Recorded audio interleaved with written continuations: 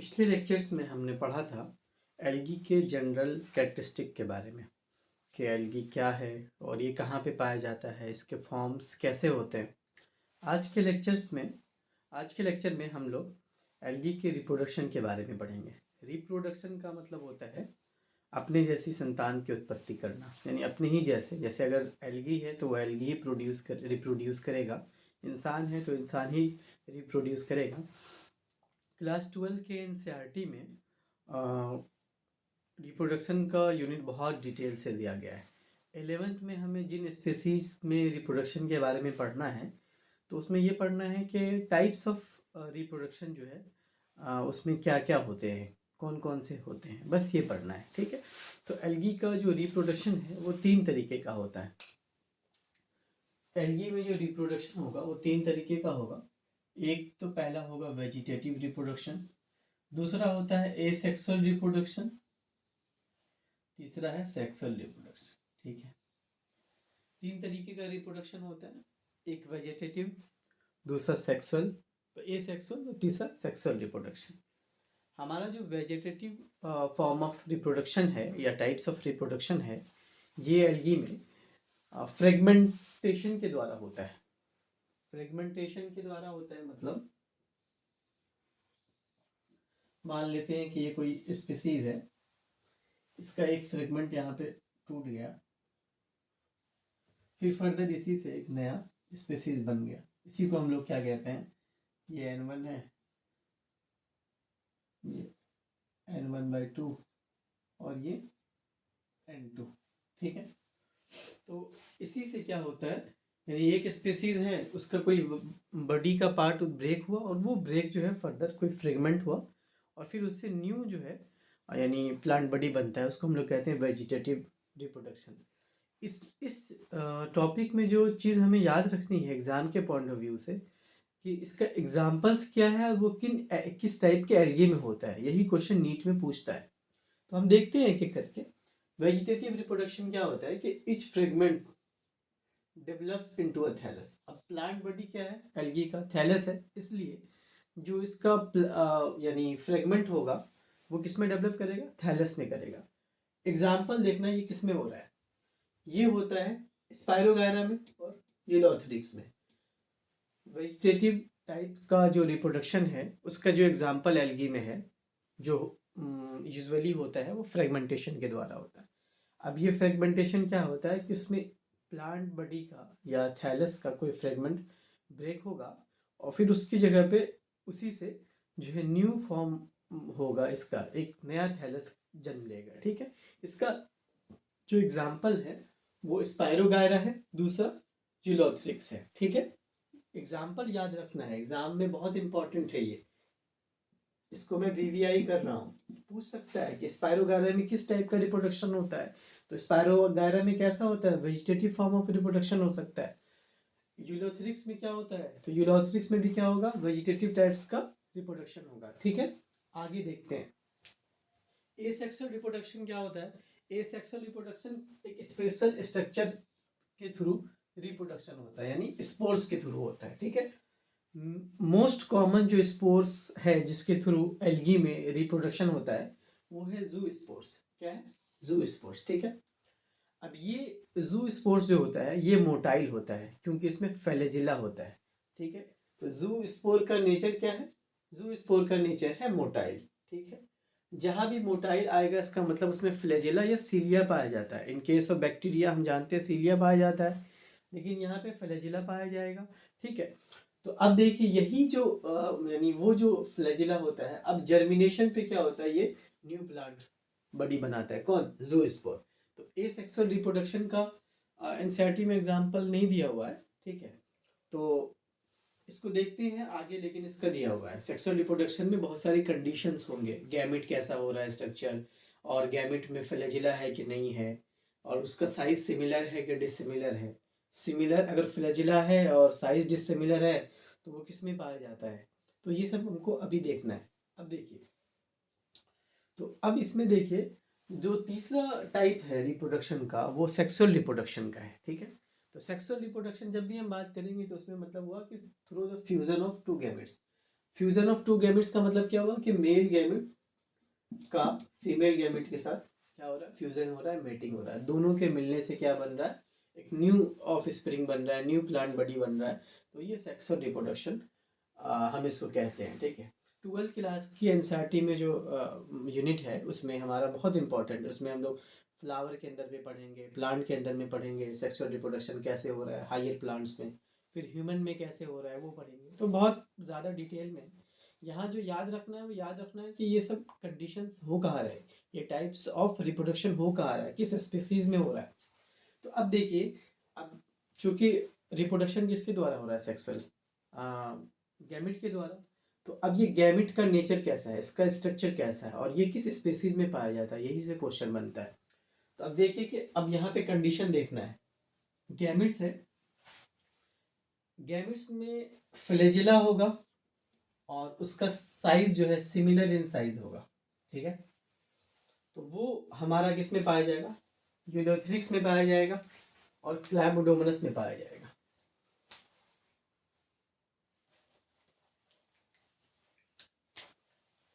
किस में पाया जाएगा, यूलोथ्रिक्स में और क्लैबोडोमोनस में। इसमें क्या होगा, तो इसमें क्या होगा कि इसमें फ्लैजिला होगा यानी प्रेजेंट, और इसका साइज क्या होगा, इक्वल होगा। साइज क्या है, मान लेते हैं इसको इक्वल साइज। ठीक है, अब देखते हैं, एक कंडीशन ऐसा होगा कि नॉन फ्लैजिलेटेड गैमेट्स होगा। गैमेट्स क्या होगा, नॉन फ्लैजिलेटेड होगा यानी उसमें फ्लैजिला नहीं होगा, लेकिन साइज क्या होगा उसका, सिमिलर इन साइज होगा। ये किस में पाया जाएगा, ये पाया जाएगा स्पाइरोगायरा में पाया जाएगा। किस में पाया जाएगा, स्पाइरोगायरा में पाया जाएगा। स्पाइरोगायरा में क्या पाया जाएगा, फ्लैजिला क्या है, एब्सेंट है, नहीं है, और इसका साइज क्या है, सिमिलर। ठीक है, साइज सिमिलर लिख दीजिए, यहाँ पे इक्वल सही नहीं लग रहा, सिमिलर। ठीक है, इसमें क्या है, फ्लैजिला एब्सेंट है, साइज क्या है, सिमिलर। ठीक है, ये गैमिट्स के कंडीशन में है। ठीक, अब सेक्सुअल रिप्रोडक्शन जो होता है वो 3 तरीके का होता है। कितने तरीके का होता है, 3 तरीके का होता है, आइसोगेमस, एनाइसोगेमस और ऊगेमस। ठीक है, अब देखते हैं हम इसको। सेक्सुअल रिप्रोडक्शन जो है ये कितने तरीके का होता है, 3 तरीके का होता है। पहला कौन सा है, आइसोगेमस है। दूसरा क्या है, एनाइसोगेमस है। तीसरा क्या है, ऊगेमस है। ठीक है, तो अब आइसोगेमस हम किसको बोलेंगे, हमको पता है जहां भी आइसो वर्ड यूज हो जाए मतलब हो गया कि उसमें जो है यानी इक्वलिटी की बात, यानी वो इक्वल, बराबर। ठीक है, तो उसका साइज जो है यानी साइज क्या होगा, सिमिलर होगा, सिमिलर साइज। यानी ये कंडीशन, ये एरो क्या हो गया, आइसोगेमस। अब एक एनाइसोगेमस हो गया। ठीक है, अब देखिए, fusion of two gametes, sexual reproduction है तो गैमेट्स कितना होगा, 2। ठीक है, लेकिन कंडीशन क्या है, सिमिलर इन साइज। ठीक है, सिमिलर इन साइज है। अब देखना क्या है इसमें, देखिए कंडीशन इसमें भी फिर 2 आएगा। सेक्सुअल रिप्रोडक्शन की बात हो रही है, अगर उसमें गैमेट्स हमारा क्या है, सिमिलर इन साइज है, अगर वो फ्लैजिलेटेड है तो वो किस में होगा, यूलोथ्रिक्स में होगा। यूलोथ्रिक्स का गैमेट सिमिलर होता है और क्या होता है, फ्लैजिलेटेड होता है। अब देखिए, एक कंडीशन ऐसा होगा कि नॉन फ्लैजिलेटेड है तो ये किस में पाया जाएगा, ये पाया जाएगा स्पाइरोगायरा में। ठीक है, सेक्सुअल रिप्रोडक्शन की बात हो रही है, यहाँ पे कंफ्यूज नहीं करना है कि स्पाइरोगायरा तो वेजिटेटिव रिप्रोडक्शन में था। यानी कुछ स्पीसीज ऐसी होंगी जिसमें वेजिटेटिव रिप्रोडक्शन भी है, किसी स्पीसीज, अभी हम जीनस की बात कर रहे हैं ना, तो उस कुछ स्पीसीज ऐसी होंगी जिसमें सेक्सुअल रिप्रोडक्शन भी हो रहा है। तो इस तरीके से, तो अब स्पाइरोगायरा जो है उस पर नॉन फ्लैजिलेटेड होता है और गैमेट्स कैसा होता है, सिमिलर इन साइज होता है। ठीक है, अब देखते हैं एक और दूसरा टाइप्स क्या है सेक्सुअल रिप्रोडक्शन का, एनाइसोगेमस है। ठीक है, अब एनाइसोगेमस है, इसमें क्या हो रहा है, फ्यूजन ऑफ टू गैमेट्स हो रहा है। क्या हो रहा है, फ्यूजन ऑफ 2 गैमेट का क्या हो रहा है, फ्यूजन हो रहा है। अब कंडीशन क्या है, कंडीशन याद रखना है, डिसिमिलर इन साइज है। डिसिमिलर इन साइज है ये कहाँ हो रहा है? ये हो रहा है आपको यूडोरिना में हो रहा है। कहाँ हो रहा है? यूडोरिना में हो रहा है। और दूसरा कहाँ हो रहा है? कुछ सम स्पेसीज ऑफ क्लाइमोडोमोनास में, सम स्पेसीज ऑफ क्लाइमोडोमोनास में क्या हो रहा है? एंड आइसोगेमस है। एंड आइसोगेमस क्या कहते हैं, किसको कहते हैं? अभी मैंने यहाँ पे बताया एक का साइज इतना है, एक का साइज इतना है, तो डिसिमिलर है साइज में, तो ये क्या कौन सा कंडीशन हो गया? एनाइसोगेमस हो गया। ठीक है, अब डिसिमिलर इन साइज, अब ये हो किसमें पाया जाएगा? यानी इन एनाइसोगेमस टाइप्स ऑफ रिप्रोडक्शन, जिसमें के डिसिमिलर है साइज, तो ये पाया जाता है हमारा यूडोरिना में और क्लाइमोडोमोनास में। ठीक है, अब देखिए तीसरा जो टाइप है हमारा वो है ओगेमस। क्या है? ओगेमस। ये एक स्पेशल कंडीशन है किसका? एनाइसोगेमस का। ठीक, एनाइसोगेमस का क्या है? स्पेशल कंडीशन है। अब देखिए फीमेल गैमेट्स जो है इसमें क्या होगा? हमेशा लार्ज होता है, नॉन मोटाइल होता है। नॉन मोटाइल का क्या मतलब हो गया? इसमें फ्लैजिला एब्सेंट होगा। फ्लैजिला, फ्लैजिला क्या है? एब्सेंट। ठीक है, नॉन मोटाइल है। फीमेल गैमेट बड़ा होता है। ठीक है, ठीक, लेकिन क्या होगा? Flagella absent.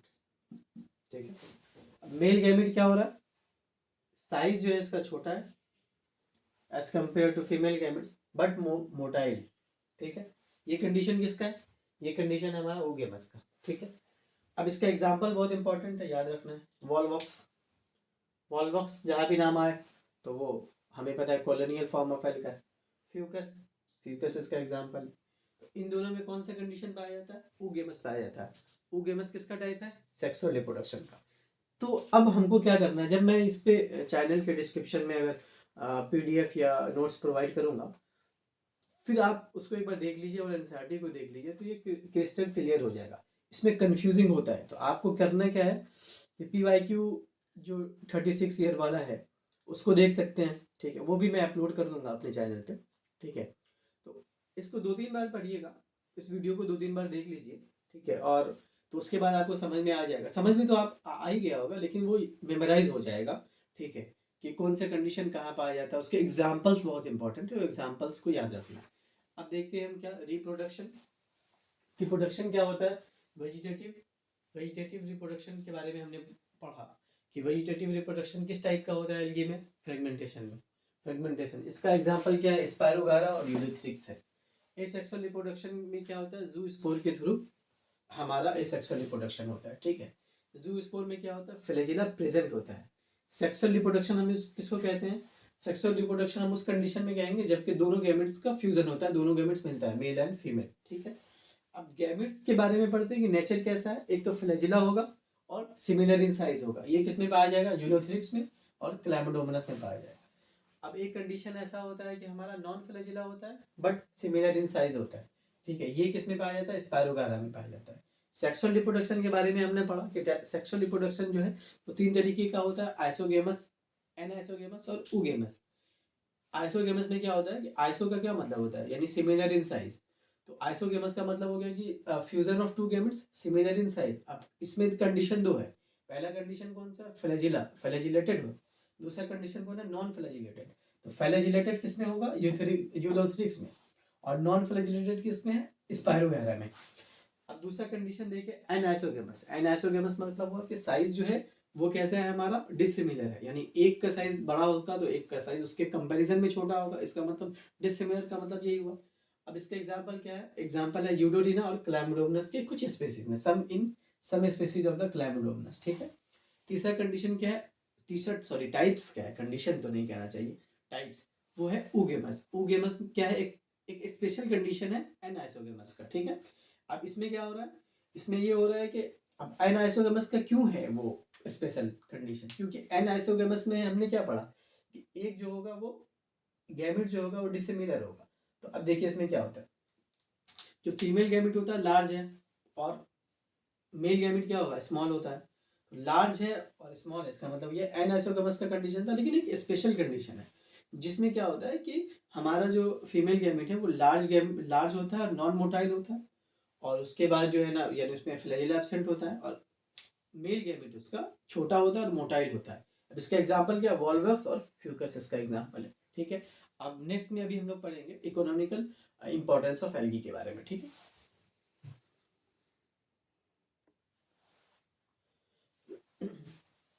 अब हम लोग जो नेक्स्ट टॉपिक डिस्कस करेंगे वो है इकोनॉमिक इम्पोर्टेंस ऑफ एल्गा। इससे क्वेश्चन बहुत पूछते हैं। मैं अभी हालिया दिनों की बात बता रहा हूँ। 2022 में ये क्वेश्चन पूछा कि हाइड्रोक्लोराइड्स जो है वो मतलब क्या है, कौन सा सब्सटेंस है। नहीं सॉरी, ये नहीं पूछा, पूछा कि वो किससे आता है हमारा। तो उसमें जो ऑप्शंस थे वो ब्राउन एल्गी और रेड एल्गी दोनों होगा उसका आंसर, ठीक है। तो वहाँ पे वो था। अब रेड एल्गी की जगह पे हो सकता है वो रोडोफाइसी पूछे, ब्राउन एल्गी की जगह पे हो सकता है वो फियोफाइसी पूछे। तो इसको ध्यान में रखना ज़रूरी है, रटना पड़ेगा, थोड़ा सा रटने वाली चीज़ है। खैर हम शुरू करते हैं। देखिए, इकोनॉमिक इम्पोर्टेंस में पहला जो हमारा वो है यानी पॉइंट है वो ये है कि half of the total CO2 fixation on earth done by algae. हमें पता है कि कार्बन फोटोसिंथेसिस का जो प्रोसेस होता है वो 2 स्टेप में होता है। कौन कौन सा? लाइट रिएक्शन, दूसरा क्या है? Dark reaction. अब ये लाइट रिएक्शन जो होता है ये कहाँ होता है हमारा? ये थैलाकॉइड कॉइड में, जो हमारा PS1 PS2 है, PS1 PS2। डार्क रिएक्शन जो होता है ये कहाँ होता है? ये हमारा स्ट्रोमा में होता है, क्लोरोप्लास्ट के स्ट्रोमा में होता है। किसमें? क्लोरोप्लास्ट, ठीक है। इस जो ये जो प्रोसेस होता है डार्क रिएक्शन, इस प्रोसेस में हमारा क्या होता है? CO2 का फिक्सेशन होता है, ठीक है। तो ये जो CO2 फिक्सेशन है ये हमारा half of the total CO2 fixation on earth done by L. इसका मतलब है कि फोटोसिंथेसिस जो है वो सिर्फ ट्री नहीं करता है बल्कि all the species who carry pigmentation यानी क्लोरोफिल लाइक पिगमेंटेशन। जिसमें क्लोरोफिल होगा वो क्या करेगा? फोटोसिंथेसिस करेगा, अपना खाना बनाएगा। तो फोटोसिंथेसिस का जो प्रोसेस होता है उसमें हमारा जो CO2 फिक्सेशन होता है ये हाफ, मैं हाफ पे स्ट्रेस दे रहा हूँ, half of the total CO2 fixation done by algae, ठीक है। हो सकता है कि असर्शन और रीजन वाले क्वेश्चन में आपका हाफ की जगह पे 25% दे दे और पूछे, या 75% दे दे, पूछे कि इसमें से एल्गी इतना कराता है, ट्रू और फॉल्स, इस तरह का कुछ भी घुमा के दे दे। तो अब वहाँ पे क्या होता है ना, कन्फ्यूज़न हो जाता है, अरे हाफ था कि क्या था। लेकिन इसको अच्छे से याद रखना कि वो हाफ है, दूसरा कुछ भी लिखेंगे तो आंसर गलत हो जाएगा। एग्जामिनर कहीं से भी आपको फंसा सकता है, ठीक है। अब देखिए कि दूसरा क्या है कि increase the level of dissolve oxygen. हमारा जो फोटोसिंथेसिस का प्रोसेस है उसमें ऑक्सीजन क्या होता है? बाय प्रोडक्ट के रूप में निकलता है, हमको पता है, ठीक है। वही ऑक्सीजन हम लेते हैं। तो इन डिजॉल्व ऑक्सीजन को इंक्रीज करता है कौन? इकोनॉमिक इम्पोर्टेंस, ठीक है, एल्गी करता है। तीसरा क्या है कि importance as a primary producer of aquatic alga. अब जब हम 12th क्लास में इकोलॉजी पढ़ेंगे या हमने बचपन में पढ़ा होगा, प्रोड्यूसर क्या होता है, कंज्यूमर क्या होता है, डिकम्पोजर क्या होता है, और उसमें हमने पिरामिड पढ़ा है, इन्वर्टेड पिरामिड, अपराइट पिरामिड वगैरह है 12th में। तो अब देखिए कि एक्वाटिक इन्वायरमेंट के लिए अच्छा यूजुअली चूंकि एल्गी कहाँ रहता है, मतलब वो लार्जली कहाँ रहता है? लार्जली वो रहता है इसमें एक्वाटिक इन्वायरमेंट में। तो वहाँ के जो एनिमल्स होंगे उसके लिए प्राइमरी प्रोड्यूसर का काम कौन करता है? हमारा एल्गी करता है, ठीक है। अब देखिए मैरीन एल्गा जो होता है ना, अब एल्गी हमने कल पढ़ा था कि एल्गी जो है वो उसका जो हैबिटेट है वो लार्जली क्या है? एक्वाटिक है, उसमें फ्रेश भी है और मेरीन भी है। तो 70 स्पेसीज ऐसा है मेरीन एल्गा का जो हमारा यूज होता है कैसे? एज अ फूड, ठीक है। 70, अब इससे क्वेश्चन बन सकता है, हो सकता है कि वो 50 स्पेसीज पूछ दे, क्योंकि जो नंबर एनसीईआरटी में याद रखिएगा दे दिया है एनसीईआरटी में 70 या 25 कहीं करके या हाफ ऑफ द टोटल, इस तरह के क्वेश्चन को वो मतलब स्टेटमेंट में पूछ सकता है, ठीक है। तो इसमें अपनी निगाह को थोड़ा वो रखना है, कंसस रखना है, उस पर ध्यान देना है, बार बार रिवीजन करेंगे तो आ जाएगा। 70%, सॉरी 70% मैंने बोल दिया, 70 species of the marine alga जो है वो यूज़ हो रहा है किसके लिए, फूड के लिए यूज़ होता है, ठीक है।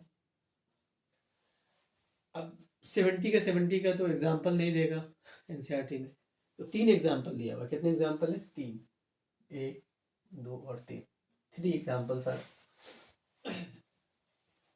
तो अब एग्जाम्पल देख लेते हैं। एक तो पोरफायरा है, दूसरा लेमिनेरिया है, तीसरा सेरगैसम है। पोरफायरा, लेमिनेरिया और सेरगैसम, जहाँ तक मुझे याद आ रहा है ये शायद नॉर्थ अटलांटिक ओशन में ज़्यादा पाया जाता है। अगर किसी को पता हो कि एग्जैक्टली नॉर्थ अटलांटिक है या कुछ भी, वो मुझे करेक्ट कर देंगे। मतलब मुझे जहाँ तक याद आ रहा है कि वो नॉर्थ अटलांटिक ओशन में पाया जाता है ज़्यादा। मतलब मैं इसलिए कह रहा हूँ क्योंकि एक एग्ज़ाम मैंने दिया था सिविल सर्विसेज का, उसमें ये पूछा था कि सरगैसम कहाँ पे पाया जाता है, तो वो नॉर्थ नॉर्थ अटलांटिक है शायद, ठीक है। खैर उससे मतलब भी नहीं, ये याद रखना है कि पोरफायरा, लेमिनेरिया और सरगैसम जो है ये तीनों मैरीन एल्गा है, ठीक है, और वो यूज़ होते हैं एज अ फूड, इसमें आउट ऑफ 70 में, ठीक है। अब देखिए, यही मैरीन एल्गा जो होता है ना, ये हमारा मैरीन एल्गा में ब्राउन एल्गी और रेड एल्गी यानी फियोफाइसी,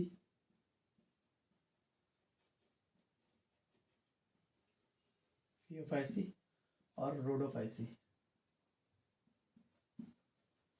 रोडोफाइसी, ठीक है। ये जो है वो एक, मतलब उससे हमें जो है एक वो मिलता है, एक सब्सटेंस मिलता है जिसको हम लोग क्या कहते हैं, हाइड्रोक्लोराइड्स कहते हैं, ठीक है। अब ये हाइड्रोक्लोराइड्स जो है ये वाटर होल्डिंग सब्सटेंस है, ये वाटर, इसके अंदर जो power of the retention of water जो है वो ज़्यादा प्रेजेंस रहता है, ठीक है। ये क्वेश्चन आया है एग्जाम में।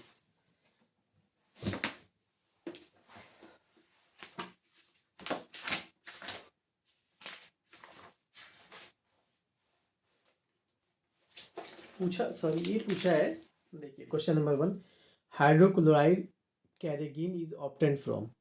तो अब यहाँ पे देखिए कि हमने क्या पढ़ा कि अब हाइड्रोकोलाइड्स जो है वो दो तरीके का एग्जांपल है। पहले तो ये है कि ये किससे आ रहा है, मैरीन एल्गा से आ रहा है, ब्राउन एल्गी और रेड एल्गी दोनों। ब्राउन एल्गी मतलब रोडोफाइसी और रेड एल्गी मतलब, सॉरी, ब्राउन एल्गी मतलब फियोफाइसी, रेड एल्गी मतलब रोडोफाइसी, ठीक है। अब ये जो हाइड्रोकोलाइड्स है इसके दो एग्जांपल्स हैं हमारे पास, ठीक है। एक है एल्गिन का और दूसरा है कैरागिन का, ठीक है। एल्गिन भी क्या है, हाइड्रोक्लोराइड्स यानी वाटर होल्डिंग सब्सटेंस है। कैरेगिन भी हमारा क्या है, वो है वाटर होल्डिंग सब्सटेंस है, ठीक है। अब एल्गिन जो होता है वो किससे आ रहा है, ब्राउन एल्गी, ब्राउन एल्गी मतलब फियोफाइसी से,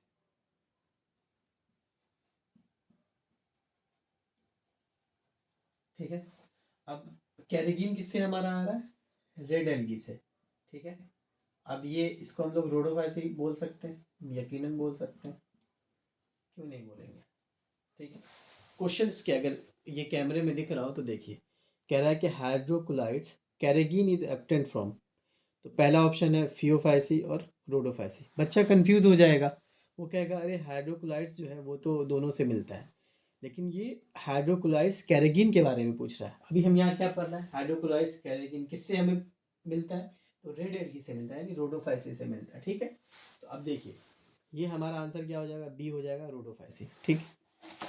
जब मैं क्वेश्चंस डिस्कस करूंगा एक यूनिट को ख़त्म होने के बाद, तो उसमें जितने क्वेश्चंस आए सारे क्वेश्चन डिस्कस होंगे, मीनवाइल भी आ सकते हैं। अब देखते हैं, यानी ये जो हाइड्रोक्लोराइड्स है ये हमारा क्या है, वाटर होल्डिंग सब्सटेंस है। वाटर होल्डिंग सब्सटेंस है, इसके अंदर पानी को रिटेन करके, पानी को सोख के रखने की क्षमता बहुत ज़्यादा है, ठीक है। तो अब ये दो तरीके का है, दो एग्जाम्पल्स हैं एनसीईआरटी में, दो है, एक एल्गिन है, दूसरा कैरेगिन है। एल्गिन हमारा किससे प्रोड्यूस होता है, ब्राउन एल्गी से, और कैरेगिन किससे होता है, रेड एल्गी यानी रोडोफाइसी से। अब इसके यूजेस देखिए, एल्गिन का यूज़ क्या होता है, किसी भी चीज़ को थिकनिंग करने में, ठीक है, थिक करने में। वाटर रिटेंशन ज़्यादा है, सोखता है, तो आपको पता है कि वो फूल जाएगा, थिकनिंग होने में, जेलिंग में, डेंटल इम्प्रेशन मटेरियल में, इन सब में हमारा क्या यूज़ होता है, इन सब में हमारा यूज़ होता है एल्गिन, ठीक है। दूसरा एग्जाम्पल क्या है हमारा, कैरेगिन। कैरेगिन किससे प्रोड्यूस होता है, रेड एल्गा से। अब इसके यूजेस क्या हैं, ये फूड इंडस्ट्री में यूज़ होगा और फर्मेंटेशन में यूज़ होता है। ठीक है, इतनी बात समझ में आ गई। अब देखते हैं अगला पॉइंट। ये तो बहुत कॉमन है, बहुत बार पूछता है। ठीक है, कि हमारा एक चीज़ है जो सब्सटेंस हमारा यूज़ होता है हमेशा, अगार अगार कहते हैं उसको, अगार भी कहते हैं, अगार अगार अगार भी कहते हैं। ये कॉमर्शियल प्रोडक्ट है जो हमारा रेड एल्गी से प्रोड्यूस होता है, मिलता है हमें। किससे मिलता है? रेड एल्गी से। इसका मतलब हो गया, इसमें अगर ऐसा पूछ दे तो किससे होगा? यहाँ पे एग्जांपल दे देगा रोडोफाइसी, और अगर हम कंफ्यूज हो गए तो आंसर गलत हो गया। लेकिन रोडोफाइसी में ये जनरल मतलब दो ही इससे होता है, उसका एग्जाम्पल दो जीनस है, जिलेडियम और ग्रेसिलेरिया। जिलेडियम और ग्रेसिलेरिया क्या है? रेड एल्गी का एग्जाम्पल है। इससे क्या प्रोड्यूस होता है? अगार एंड अगार। ठीक है, जब अगर आप इसके यूजेस देखते हैं, पहला यूज है टू ग्रो माइक्रोब्स। ठीक है, आप लैब में अगर फर्दर माइक्रो बायोलॉजी अगर किसी ने परस्यू किया तो लैब में इसका बहुत यूज होगा। तो जो भी हमारा मतलब हम माइक्रो ऑर्गेनिज्म को जो ग्रो करते हैं, उसका जो कल्चर करते हैं, उसका मीडिया मेन क्या होता है? अगार अगार होता है। ठीक है, इस बात को याद रखना, टू ग्रो माइक्रोब्स। अब दूसरा क्या होता है? In the preparation of ice cream and jellies. Ice cream और जेलीज बनाने में किसका यूज होता है? अगार अगार का यूज होता है। ठीक है, इसके बाद देखिए इकोनॉमिकल इंपॉर्टेंस ऑफ एल्गी में एक है क्लोरेला। ये यूनिसेलुलर एल्गी होता है, यानी एक सेल का होता है बना हुआ, और ये प्रोटीन में रिच होता है। किस में रिच होता है? प्रोटीन में। हो सकता है कि पूछ दे कि ये किस में रिच होता है? स्टार्च में होता है, कार्बोहाइड्रेट में होता है, फाइबर में होता है। तो आजकल जो है फाइबर जो मटेरियल है हमारा वो बहुत ज़्यादा वो है, यानी जब से हेल्थ कॉन्शियस हुए हैं लोग तो फाइबर पे और प्रोटीन पे बहुत ध्यान देते हैं आजकल, फाइबर पे ज़्यादा, क्योंकि लोग जो है वो पतला होना भी चाह रहे हैं। ठीक है, तो खैर, तो ये किस में रिच होता है? प्रोटीन में रिच होता है, कंफ्यूज नहीं करना है। ठीक है, प्रोटीन में रिच होता है। इसके यूसेस क्या है? इसका यूज़ है एज अ फूड सप्लीमेंट। ठीक है, बाय स्पेस ट्रेवलर्स। जो स्पेस में जाते हैं एस्ट्रोनॉट वगैरह, वो किसको यूज़ करते हैं as a food supplement? Chlorella को करते हैं यूज़। ठीक है, ये इकोनॉमिकल इम्पोर्टेंस ऑफ एल्गी था। ठीक है, तो हमने अब तक जो मतलब अगर पहला लेक्चर को अगर हम छोड़ दें, जो मैंने यूट्यूब पे भी मेरा ये तीसरा लेक्चर होगा। ठीक है, तो पहला में हमने उसके बारे में पढ़ा था, यानी क्लोरोफाइसी के बारे में पढ़ा था। लेकिन सेकंड लेक्चर जो है हमारा, सेकंड लेक्चर में हमने स्टार्टिंग किया था एल्गी से। एल्गी का इंट्रोडक्शन था कि एल्गी क्या है, ठीक है, उसके फॉर्म्स कैसे होते हैं, हैबिटेट कैसे होते हैं, वो सारी चीज़ें अच्छे से मैंने बहुत नॉर्मल वे में, बहुत आसान ज़बान में उसको जो है वहाँ पे बयान किया है। और एक एक बात जो एनसीईआरटी में है, एनसीईआरटी की कोई भी चीज़ नहीं छोड़ी। अगर आप मेरा नोट्स देखेंगे तो देखिए ये इकोनॉमिक इम्पोर्टेंस ऑफ एल्गी, अब ये सारा एनसीईआरटी से है, मतलब मैं 3 लेवल पर काम करता हूँ। सबसे पहली चीज़ ये है कि हमारा जो एनसीईआरटी है वो कवर हो जाए। अब देखेंगे इकोनॉमिकल इम्पोर्टेंस है, तो पहले इसमें जितनी भी चीज़ें इंपॉर्टेंस होती हैं वो देखता हूँ, फिर क्या उसमें एग्ज़ाम में पूछा है वो देखता हूँ, फिर डिस्कस करते हैं हम लोग। ठीक है, तो उसके बाद फिर हमने आज का जो लेक्चर है इसमें हमने रिप्रोडक्शन जो एल्गी में है उसके बारे में पढ़ा कि 3 तरीके का रिप्रोडक्शन होता है, वेजिटेटिव, सेक्सुअल और सेक्सुअल। उसकी किस किस स्पेसीज़ में कहाँ कहाँ कौन सा होता है, तो वो सारी चीज़ें इसी लेक्चर्स में है। फिर इकोनॉमिकल इम्पोर्टेंस ऑफ एल्गी के बारे में पढ़ा। अब हम लोग नेक्स्ट क्लास में जो, चूँकि पहले क्लास में हमने वो कर लिया है, क्लोरोफाइसी का कर लिया है, फियोफाइसी और रोडोफाइसी के बारे में हम पढ़ेंगे नेक्स्ट क्लास जब भी अपलोड होगा। मैं कोशिश कर रहा हूँ कि रोज़ जो है वो एक वो डालूँ, वीडियो डालूँ, जैसे भी मुझे टाइम मिल जाता है तो मैं उसको कवर करवा दूंगा पूरा नीट के लिए, टेंशन नहीं लेना है, इस चैनल पे सब फ्री में कवर हो जाएगा। अब इसके बाद क्या है, उसमें कंपैरेटिव देखेंगे हम कि तीनों में क्या क्या कंपैरिजन है, तो उसके बाद वो ख़त्म हो जाएगा, ब्राई फाइटर शुरू करेंगे। और माइक भी आने वाले, और फिर उसके बाद जो है हम रेगुलर रहेंगे इस पर। ठीक है, आप वीडियोस को बार बार देखिए, नए दोस्तों को मैं कहूँगा कि इसको लाइक करें, सब्सक्राइब करें। ठीक है, मैं बहुत नॉर्मल वे में कोशिश कर रहा हूँ कि सारी चीज़ें जो मुझे लग रही है एग्ज़ाम के हिसाब से बहुत इंपॉर्टेंट है तो उसको कवर करते हैं। ठीक है, थैंक यू।